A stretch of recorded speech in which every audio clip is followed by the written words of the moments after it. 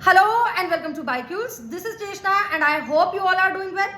Molecular basis of inheritance की series में आज अपना ये लेक्चर 2 है। कल के लेक्चर में हमने न्यूक्लिक एसिड और न्यूक्लियोटाइड्स की बात की थी। अगर आपने वो नहीं देखा है तो डिस्क्रिप्शन में लिंक है, आप देख सकते हो।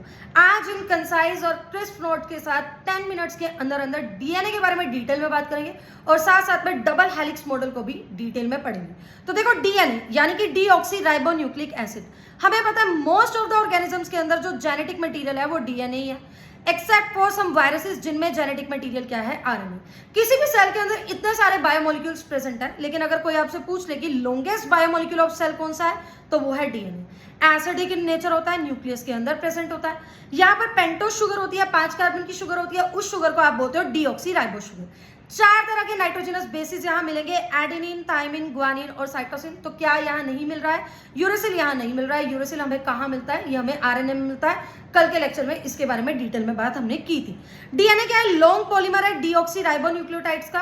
एसिडिक इन नेचर होता है, नेगेटिवली चार्ज होता है क्योंकि यहाँ पर फॉस्फेट ग्रुप प्रेजेंट है। आपको पता है, कल वाले लेक्चर में आपने पढ़ा था डीएनए न्यूक्लियोटाइड से बनता है। न्यूक्लियोटाइड 3 चीजों से बनता है और वो 3 चीजें क्या है? पेंटो शुगर, फॉस्फेट ग्रुप और नाइट्रोजनस बेसिस। तो ये फॉस्फेट ग्रुप की वजह से ये एसिडिक और नेगेटिवली चार्ज होता है। अक्रेंस के बेसिस पे ना आप यूकैरियोट्स के अंदर 2 तरह का डीएनए पढ़ते हो। एक आप पढ़ते हो न्यूक्लियर डीएनए जो न्यूक्लियस के अंदर है, लीनियर होगा और डबल स्ट्रैंडेड होगा। यहाँ पर एडेनिन और थाइमिन का कंटेंट ज्यादा होगा तो इसको हम एटी रिच डीएनए भी बोलते हैं। और दूसरा है हमारे पास साइटोप्लाज्मिक डीएनए यानी कि एक्स्ट्रा न्यूक्लियर डीएनए, यानी न्यूक्लियस के आउटसाइड जो डीएनए प्रेजेंट होगा। कहाँ मिलता है? प्लास्टिड्स पे मिल जाता है, प्लांट्स के केस में, और माइटोकॉन्ड्रिया पे तो मिलता ही।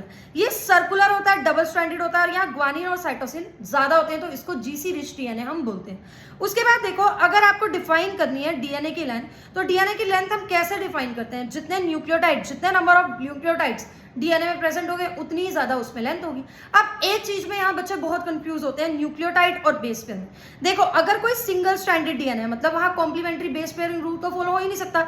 सिंगल स्ट्रैंडेड डीएनए तो वहां पर न्यूक्लियोटाइड्स प्रेजेंट है, लेकिन कोई डबल स्ट्रैंडेड डीएनए है और वहां पर complementary base pair rule follow हो रहा है, तो यहाँ पर पेयर ऑफ न्यूक्लियोटाइड्स होंगे ना, इन पेयर ऑफ न्यूक्लियोटाइड को हम बेस पेयर बोलते हैं।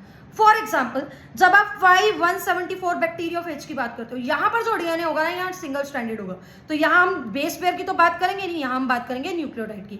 तो यहाँ 5386 न्यूक्लियोटाइड हमें मिलते हैं। ये इन्फॉर्मेशन याद करनी है, ये एमसीक्यूज वगैरह में पूछ लेते हैं। उसके बाद आप लैम्डा बैक्टीरियोफेज को देखोगे, यहाँ पर डीएनए डबल स्ट्रैंडेड होता है, तो यहाँ हमें बेस पेयर मिलेंगे। कितने? 48,502 बेस पेयर यहाँ हमें मिलेंगे। ई कोलाई, यहाँ इस बैक्टीरिया में डबल स्ट्रैंडेड डीएनए होता है, मिलियंस में बेस पेयर मिलते हैं। 4.6 इंटू 10⁻⁶ बेस पेयर यहाँ मिलेंगे। अगर आप ह्यूमंस में हैप्लॉइड सेल्स की बात करोगे तो आपको डीएनए मिलेगा 3.3 इंटू 10⁹ बेस पेयर। बिलियंस में यहाँ पर हमें बेस पेयर्स मिल रहे हैं। ह्यूमंस में डिप्लॉइड सेल की बात करोगे तो कितना मिलेगा? डबल कर देना है हैप्लॉइड से, 6.6 इंटू 10⁻⁹ बेस पेयर। क्लियर है? अब देखो, आपने डबल हेलिक्स मॉडल पढ़ने से पहले आपने पढ़ना है चारगाफ्स इक्विवेलेंसी रूल। ये एरविन चारगाफ नाम के साइंटिस्ट ने दिया था। ये सिर्फ डबल स्ट्रैंडेड डीएनए पे वैलिड है, आरएनए पे वैलिड नहीं है, सिंगल स्ट्रैंडेड डीएनए पे वैलिड नहीं है। सिर्फ और सिर्फ डबल स्ट्रैंडेड डीएनए इस रूल को, इस इक्विवेलेंसी रूल को फॉलो करते हैं। इसका सिंपल सा कहना है, amount of purine will always equal to amount of pyrimidine. Purine कितने तरह के हैं? एडेनिन और ग्वानिन। पायरिमिडिन कितने तरह के? जो डीएनए में मिलते हैं, साइटोसिन और थाइमिन। आपको पता है, जितना एडेनिन होगा उतना ही थाइमिन होगा क्योंकि ए और टी आपस में डबल बॉन्ड से जुड़ते हैं। जितना ग्वानिन होगा उतना ही साइटोसिन होगा क्योंकि जी और सी आपस में ट्रिपल बॉन्ड से जुड़ते हैं। तो जितने प्यूरिन है उतने ही क्या होंगे? पायरिमिडिन होंगे, क्योंकि जितना ए है उतना ही टी होगा और जितना जी है उतना ही सी होगा। तो amount of purine will always equal to amount of pyrimidine. इसको हम ऐसे लिख सकते हैं, ए प्लस जी अपॉन में टी प्लस सी, यानी प्यूरिन अपॉन में पायरिमिडिन इज इक्वल टू 1, या फिर पायरिमिडिन अपॉन में प्यूरिन इज इक्वल टू 1। एक होता है चारगाफ रूल और दूसरा आप पढ़ते हो बेस रेशो। बेस रेशो क्या है? तो देखो, एडेनिन और थाइमिन आपस में डबल बॉन्ड से जुड़ते हैं और ग्वानिन और साइटोसिन आपस में ट्रिपल बॉन्ड से जुड़ते हैं। तो अगर आप A plus T, adenine plus thymine upon में ग्वानिन प्लस साइटोसिन लेते हो तो आपको मिलेगी base ratio.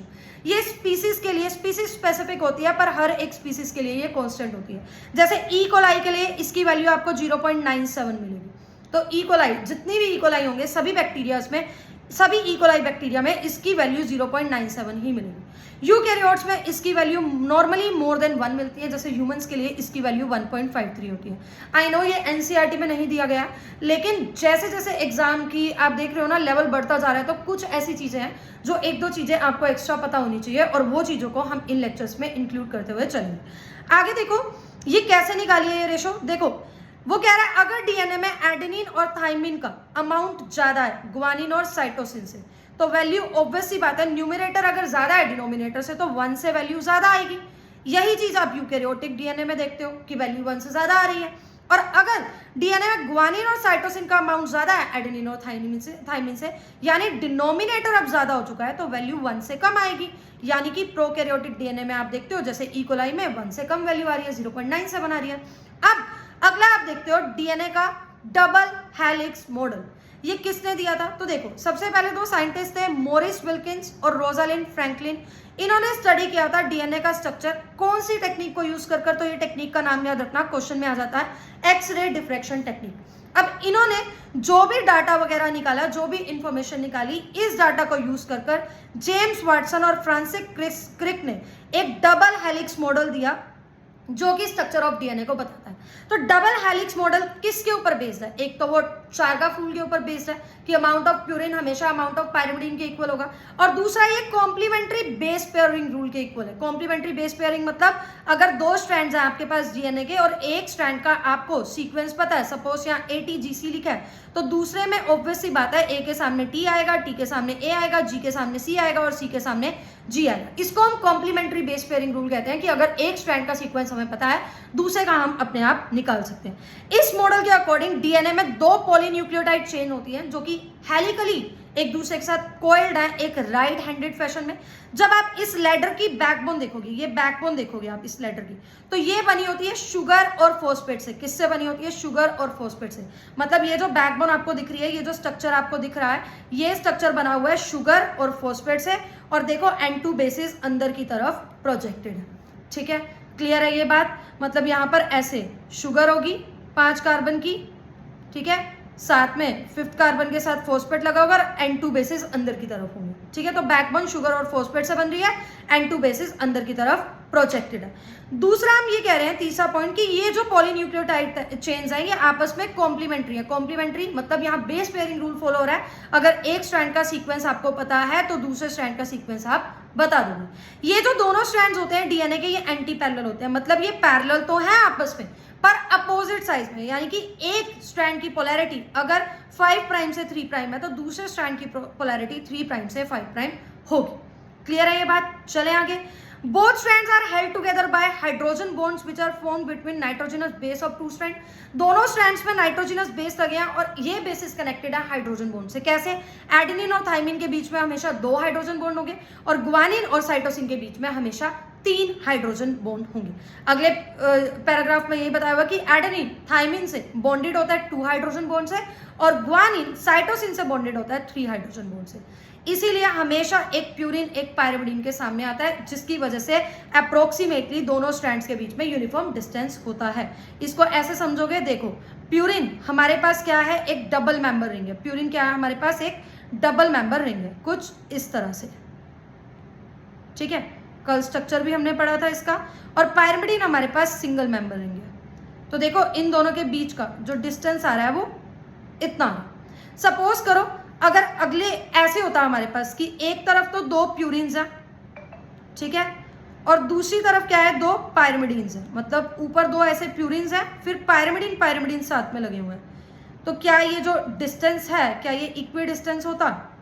Just a minute, क्या ये जो डिस्टेंस है ये इक्वी डिस्टेंस होता है? ये इक्वी डिस्टेंस नहीं होता। ठीक है, इसीलिए हमेशा एक प्यूरिन एक पायरिमिडीन के इक्वल आ रहा है, सामने आ रहा है, जिसकी वजह से यहाँ पर इक्वल डिस्टेंस, इक्वी डिस्टेंस है दोनों स्ट्रैंड्स के बीच में। तो देखो यहां से हमें जो डायामीटर पता चलता है दोनों स्ट्रैंड्स के बीच का, वो होता है 20 एंगस्ट्रॉम या फिर 2 नैनोमीटर। अब यहां पर ना हम पिच की लेंथ निकालते हैं। देखो आप जब ये मॉडल देख रहे हो, आपको 2 ग्रूव्स दिख रहे हैं। एक आपको दिख रहा है मेजर ग्रूव और एक आपको दिख रहा है माइनर ग्रूव। मतलब ये जो छोटा वाला गड्ढा आपको दिख रहा है ये माइनर ग्रूव है और ये जो बड़ा वाला गड्ढा आपको दिख रहा है ये क्या है? Major groove. हर माइनर ग्रूव के सामने मेजर ग्रूव होगा, ऐसे ही मेजर ग्रूव के सामने क्या होगा? माइनर ग्रूव होगा। अगर आप एक माइनर ग्रूव से दूसरी माइनर ग्रूव तक चलोगे, आपको क्या मिलेगा, ये एक टर्न मिलेगा, यानी इस एक टर्न को हम क्या बोलते हैं, पिच बोलते हैं। इस पिच का आप जब डिस्टेंस देखोगे तो ये होगा 34 एंगस्ट्रॉम या फिर 3.4 नैनोमीटर। इसको बोलते हैं पिच या फिर एक टर्न। और इस एक टर्न में लगभग 10 नाइट्रोजिनस बेसिस आते हैं। तो देखो 3.4 नैनोमीटर के डिस्टेंस में 10 नाइट्रोजिनस बेसिस आ रहे हैं, तो दो नाइट्रोजिनस बेसिस के बीच में डिस्टेंस आप देखोगे तो वो क्या आएगा, 3.4 अपॉन में 10 यानी कि 0.34 नैनोमीटर। यानी दो कॉन्सिक्वेटेड बेस पेयर के बीच में जो डिस्टेंस होगा वो 0.34 नैनोमीटर होगा, या एंगस्ट्रॉम में देखोगे तो 3.4 नैनोमीटर होगा। यानी इनके बीच का जो डिस्टेंस होगा वो कितना होगा, 0.34 नैनोमीटर होगा। आई होप ये चीज आपको क्लियर हो रही है। अब देखो लास्ट क्या है, यहां पर देखो एक तो ये जो बेस पेयर्स हैं ये एक दूसरे के ऊपर स्टैक्स हैं। जैसे जो राइस के या कनक के कट्टे होते हैं तो ऐसे कट्टे के ऊपर कट्टा होता है ना, तो वो एक तो इसको स्टेबिलिटी दे रहा है, और ऊपर से यहाँ पर जो हाइड्रोजन बॉन्ड्स है ये भी स्टेबिलिटी प्रोवाइड कर रहा है, इसीलिए ये डीएनए का स्ट्रक्चर क्या होता है, स्टेबल होता है। लास्ट आपने देखना है कि हम लेंथ ऑफ डीएनए कैसे निकालते हैं। तो लेंथ ऑफ डीएनए निकालने का फॉर्मूला होता है total number of base pair, और दो कॉन्सिक्यूटिव बेस पेयर के बीच में जो डिस्टेंस होता है उसको हम मल्टीप्लाई करते हैं। तो अभी हमने ऊपर देखा ह्यूमंस में डिप्लॉइड सेल में कितने बेस पेयर होते हैं, 6.6 × 10⁻⁹, और दो बेस पेयर के बीच का जो डिस्टेंस होता है वो होता है 0.34 नैनोमीटर, यानी कि 0.34 × 10⁻⁹। ये कट गया एक दूसरे से, जो आंसर आता है वो हमारे पास 2.24 मीटर आता है, जिसको हम लिखते हैं 2.2 मीटर। यानी यहां से लेंथ ऑफ डीएनए आपको मिलता है 2.2 मीटर। इसके बाद आप पढ़ते हो सेंट्रल डोग्मा। सेंट्रल डोग्मा ये टर्म किसने दी थी, ये दी थी क्रिक ने। सेंट्रल डोग्मा क्या कहता है, formation of mRNA from DNA and then synthesis of protein from it. DNA से जब ट्रांसक्रिप्शन होगी एमआरएनए बनेगा, और एमआरएनए में जब ट्रांसलेशन होगी तो प्रोटीन बनेगा। ठीक है, यानी ये बता रहा है यूनिडायरेक्शनल फ्लो होता है जेनेटिक इंफॉर्मेशन का डीएनए से लेके प्रोटीन तक। Modified central dogma of biology क्या कहता है, मॉडिफाइड सेंट्रल डोग्मा कहता है कि कुछ वायरसेस में जो फ्लो ऑफ इंफॉर्मेशन है वो रिवर्स डायरेक्शन में होता है, यानी आरएनए से डीएनए बनता है। देखो डीएनए से आरएनए बन रहा था, हम बोल रहे थे ट्रांसक्रिप्शन। वायरसेस में आरएनए से डीएनए बनता है, यानी उल्टा काम हो रहा है, इसको हम बोलते हैं रिवर्स ट्रांसक्रिप्शन। तो इसको हम बोलते हैं modified central dogma. Reverse transcription को हम टैमिनिज्म भी बोलते हैं। टैमिन और बाल्टीमोर नाम के साइंटिस्ट थे, उन्होंने इसको रोज सार्कोमा वायरस में डिस्कवर किया था।